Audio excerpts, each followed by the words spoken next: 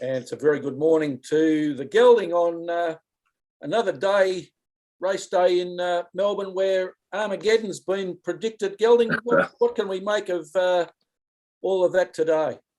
Oh, Professor, tipping racehorses and tipping the weather, it's becoming a bit too, I don't know, just Tedious? Becoming a bit too hard. Last week at Caulfield, we're supposed to get Armageddon.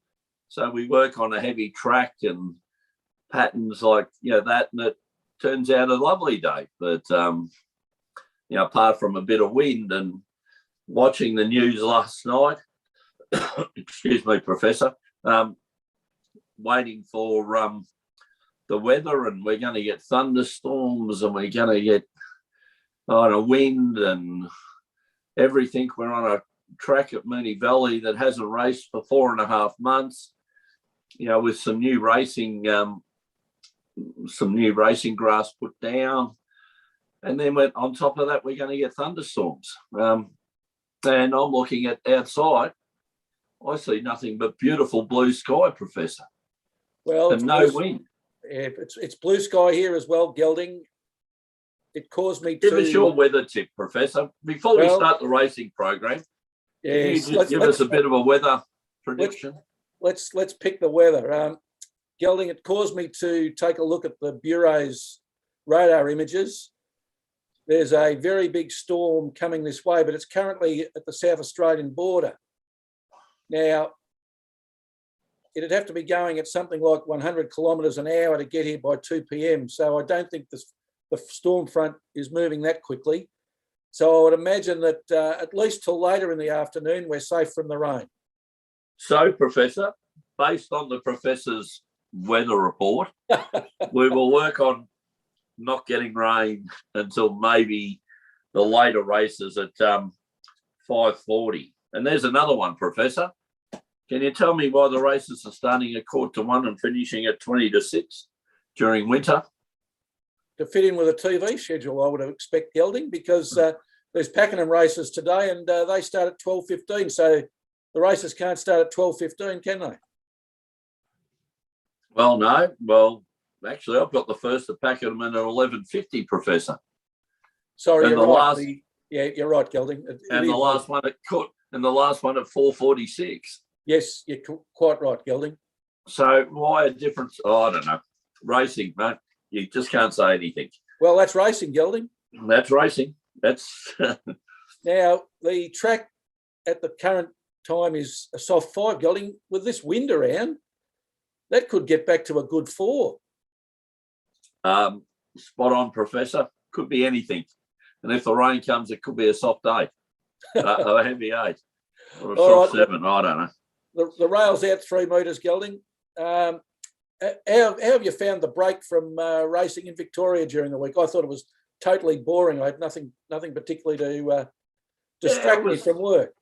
Well, thank Christ for the Olympics. All I can say is that, Professor. And as Cooter said last week, if you wanted to, you could bet in Adelaide and Sydney. And I noticed the newspapers carried the Sydney form, but look, I didn't have a look at them, Professor. So it was kind of a nothing kind of week. But the Olympics have been good.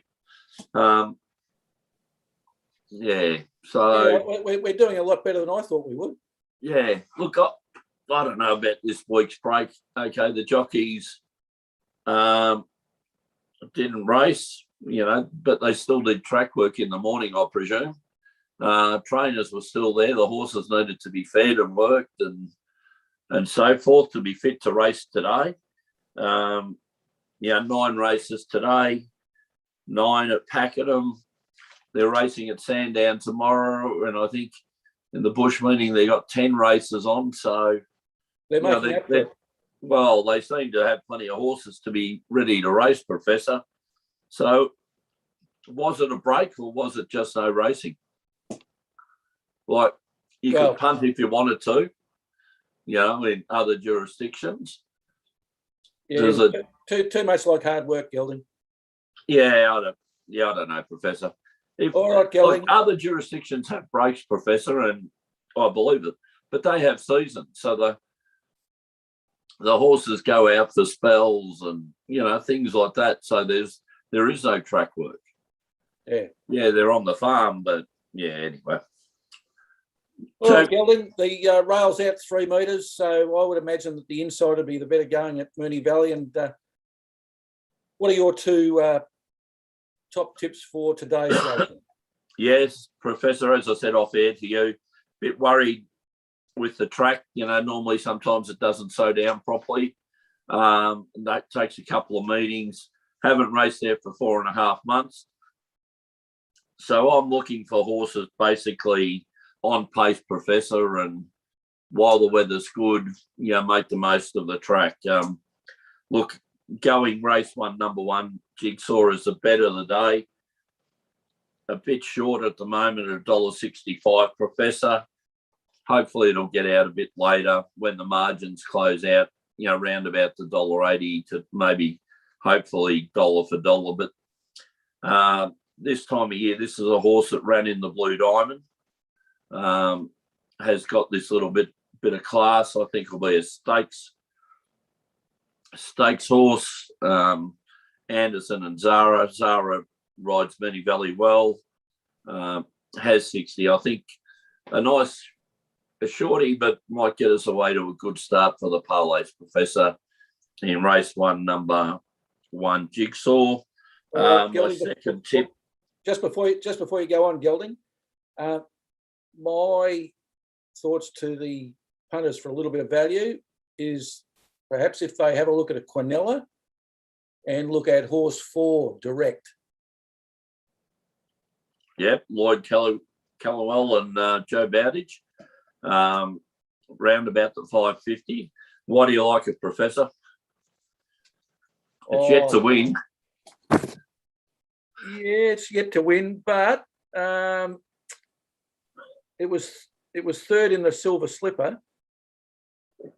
So I would have thought that's a pretty good indicator of the horse has some class, and it's also at 55.5 kilos. So it's giving Jigsaw 4.5 kilos. Didn't say to win. Didn't say to win, Gelding. Yeah, and it hasn't won, Professor, but as you said, beating some good races. As I said, the reason it's raced in Group 2 races and ran 3rd in a Group 2 race, as you said, might be a nice little one to watch. The reason I like Jigsaw is 2 wins and an 8th in a Group 1 race, Professor. Just may. Oh, the cream bit of a season racehorse, but anyway. The cream rises to the top, Gelding. No, it was a suggestion for the Quinella. Yeah, not a bad suggestion, Professor. Now my second pick was scratched, Dr. Drill in race 4. So we'll move to race 6, horse number 3, Professor. Got aligned. This is a horse that won last start. Trained by Andy Noblet and ridden by a good up-and-coming apprentice, Melissa Lloyd. She's claiming the 3 kilos, so bringing the weight down, Professor, to 57.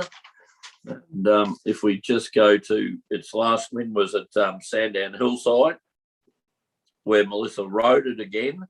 So, around about the $5 each way, Professor. I think that could be a very good each way bet, but like it to win with the parlay. So if you got the shorty into something of $5, all of a sudden you're looking for a profitable day. Yeah, very, very, very sound reasoning there, Gelding. Yep. And Professor, your tips? Yeah, I'm taking your advice, Gelding, and going early. Not only with respect to the weather, but also with respect to how the track might cut up, given it hasn't been raced on, as you said, for 4.5 months. And I might be a bit worried with a bit of softness in the track, how it might be after race 5 or 6. So my first selection's in race 3, the Brompton Handicap. It's an open race over 1,600 metres. I'm going for horse number 3, No Effort, from barrier 2. Now, it's had a fair number of races, Gelding, 41. for 9 wins and 10 placings. So 22% win rate, 46% place rate. What I'd concentrate on, though, is that over its last 5 starts, it's had a 2nd and 2 wins. So it's coming into a little bit of form. It's won over the distance. It's won over soft tracks. It's a last start winner at Caulfield. It's got Carleen Heffel, the apprentice, on, who's claiming her 3 kilos. So on the last win at Caulfield, it had Lachlan King aboard, and King was only claiming 1.5 kilos. A little bit of trivia, Gelding, and in my review of this race, Carleen Heffel, first ride June 2019. Yeah. And similar to our discussions last week, was a winner on Influential Girl at Maui in her first race. So first ride, a winner. Exactly, Gelding. So not easy to do, Professor. Can't start your race career any better than that, can you? No, got a photo of my father who rode the first winner in Ballarat. Yeah, something very proud to do. All right, trained by Gavin Bedgegood at Cranbourne, who He's over the last at the moment. Yeah, over the last 50 got a 12% win rate, Gelding, and that's better than his career rate. So he's heading in the right direction. So yeah, currently $3.60 and $1.45. So there's a bit of value there, Gelding. Oh, Professor, you've got a horse that's won its last 2 starts at Sandown and Caulfield. You've got an informed jockey, an informed trainer. The jockey's riding the horse at 52 kgs. You know, it's 55. It comes down 3, round about the even money bet, Professor. You've got to like it. The only thing that probably worries me, but I think the horse has changed around. 3 starts at Moonee Valley for 2 placed for 2/3. But you know, this is a different horse at the moment. It's flying, and as you said, Gavin Bedgegood, an ex-jumps jockey, now taking up the training rank. I reckon if you looked at his last 20 runners, Professor, it might be a bit higher than that. So, yeah, you know, he seems to place his horses very good. So this could be a good each way bet again, Professor. Well, fingers crossed, Gelding, certainly for that. But nothing backing informed horses with light weights, Professor. No, exactly right. My next selection's in race 5, the Dominant Cleaning Solutions Handicap, 3-year-old race over 1,514 metres, Gelding, and that 14 metres might be very important at the end of the race. Yeah. Now, all the money's on. No, don't make me laugh, Professor. All the money's on I'm Thunderstruck in this race, Gelding, but I'm not going for that horse. Oh, going against Jamie Carr. Yeah, I'm going against Jamie Carr. I'm going for a rider that's probably in a little bit better form at the moment. Horse 5, Tuvalu, out of barrier 4, had 3 starts for 2 wins and a placing, 67% win rate, 100% place rate. Brett Preble at the moment's in career form, 18% win rate over his last 50, which is the same as Jamie Carr. And my feeling about it all is that Jamie Carr is a little bit off the boil at the moment. Right. Okay. Trained by Lindsay Smith out of Warrnambool. I thought you were the number 1 flag carrying banner of the cheer squad. I was, but you've got to adjust your selections on what you actually see. This is a professional punter coming out in you, Professor. Well, my grandmother, bless her heart, she had her favourite jockeys, and it was almost impossible to convince her that one of her favourite jockeys wouldn't win the race, even if that favourite jockey was on a horse that was 40-1. Yeah, she would still back it. So some jockeys do have the knack, Professor, and that's why they're good jockeys. Trained by Lindsay Smith out of Warrnambool Gelding. He's in current career form as well. The wonderful beach down at Warrnambool, Professor. Yeah. For years we were on that wonderful beach down there when we were back in Darren Weir. Exactly. Anyway, Gelding, Tuvalu was beaten 4 lengths by I'm Thunderstruck at Flemington 2 weeks ago. Yep. Different track. Now, I had a look at the film on I'm Thunderstruck. From its last four starts, there'd be what I'd call 2 dud runs.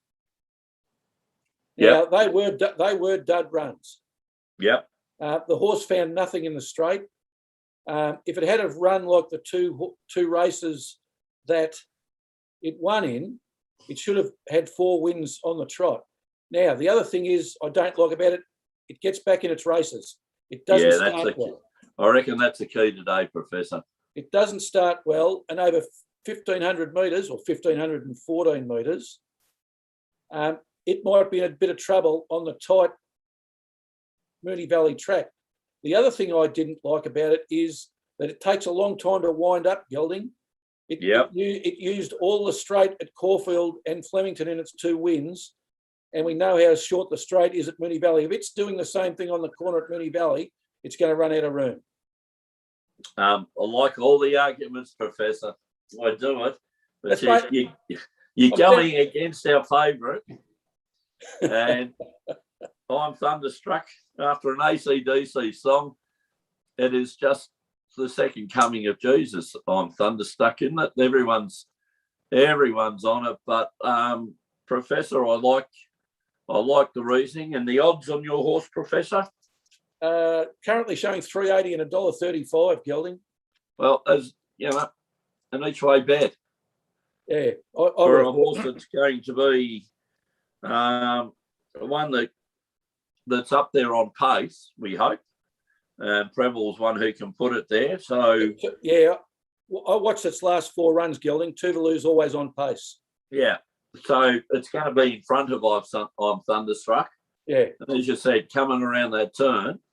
Look, super impressive last time, and they've got some lofty plans for I'm Thunderstruck. But yeah, look, I'm with you. A horse that has looked fantastic and has looked ordinary in different runs. So yeah. Look, if it comes out and beats these by 3 or 4 lengths, good on them. But I think we've got the value each way bet here, one that can win the race. But if it doesn't win the race, it should be in the first 3, Gelding. Yeah, should be right up there, Professor. So I like it. And for the parlays? All right, Gelding, the Professor's 2/3 parlay. We're very good at getting 2/3 of the parlay up, Gelding. Hopefully we'll get the 3 legs today. Look, we've been a bit stiff, Professor. Like, if we've got the hardest leg up, which is always the racing leg, we've been disappointed by some very ordinary football performances, haven't we? Yeah, we have, Gelding. We have. And again, last night, who could have picked Carlton to beat St Kilda like that? Well, yeah, that was a danger game for both teams, Gelding. Now work that out. Yeah. Yeah. One was in danger of winning and one was in danger of losing. All right, Gelding. Yeah, football. Interesting. The agreed bet of the day, race 1, horse 1. Let's start off with a favourite, Jigsaw. Yeah, short but sweet. Into the 3 o'clock NRL game this afternoon, South Sydney to defeat St George. South Sydney have won 14 of 17. So the Giraffe will be happy. That's good form. A points differential of plus 157, whereas St George are 7th. They've only won 8 out of 17 and a points differential of minus 24. South Sydney currently showing $1.07, so the bookies don't like St George and neither do I. Into tomorrow afternoon's game. The last leg? The last leg syndrome at 2 o'clock. The Gold Coast Titans need to win this to make finals. Playing the Bulldogs. Gold Coast points differential of minus 74. So they've had some thumpings in their losses, but the Bulldogs on the bottom of the table at minus 310 points differential. So wow, your Bulldogs, Professor. look, if the Titans are ever going to make the finals, they've got to win games like this. They're currently showing $1.20, so there's a little bit of value to them. And the Professor's Parlay currently showing a modest 2-1, Gelding. Professor, as I've said, I'd rather have a 2-1 winner than a 10-1 loser. Exactly. So, please don't worry about the odds, and that's probably short because of Jigsaw's price, but at the moment. But look, we're here. We're trying to tip some winners for everyone. As we said, 2-1 still. 2-1 winners better than, as we said, a 4-1 loser. Yes, Gelding, you're quite right. Now, there is a race meeting at Pakenham, and Sports Fan Radio's own Craig Robertson is riding today. He's got he's a busy boy today, Professor. Sorry about Gelding. He's a very busy boy today. Yeah, he is very busy, and great to see that the trainers are using him again now that he's returned after injury. His best ride for the punters, I think, is in race 8, horse 5, Curious Heart. That's his best chance of booting home a winner today, Gelding. Yeah, but I would suggest to the punters there, and as we've often done, Professor, had a few bets on Craig. When he's on a favourite, he makes every book a winner. So I would recommend that they have a little each way on Curious Heart. It's still round about the $4 mark, isn't it, Professor? It is, Gelding. When you look, so has every chance. But some of these other rides, Craig's, he's known to get the odd one up at big odds, Professor. Yes. So we're getting them into a place for $5 or $6. So, which is as good as a winner. So, consider some of those, Professor. Gelding, you'd do worse to put $1 or $2 on each of his rides just for the place, because I think over the last couple of weeks you'd certainly be in front. I would say so, Professor, and maybe GM Racing might have to have a discussion during the week on starting another little slush fund somewhere. All right, Gelding. I didn't say that out too loud, did I? No, you didn't say that too loud. Gelding, we've got Sports Fan Radio tomorrow. Now, you'll be interested in this. Sorry about that, Gelding. It's birthdays tomorrow, Professor. Yes, the horse's birthday's tomorrow. Yes. And to celebrate, we've got a special guest tomorrow, Gelding, and somebody who we haven't seen for quite some time. Be interesting. Who we got, Professor? Well, I'll give you a little bit of hint and see if you can guess. A person that you used to love jousting with and discussing sport with on Sports Fan Radios when we were in the studio many years ago. Oh, Who Daniel. might it be? Sorry? Daniel's back, is he? Daniel Lead will be the special guest tomorrow. We look forward to his tempered responses and the we look forward to the resumption of yes. I wonder, Gelding, if he's learned anything about punting since he hasn't been on the show. Daniel was a man of certain views, Professor. And sometimes it might have been TNT required to actually move his thought process. Well, the other thing is, and you had a nickname for him, Gelding, Poopy Boy. Yes.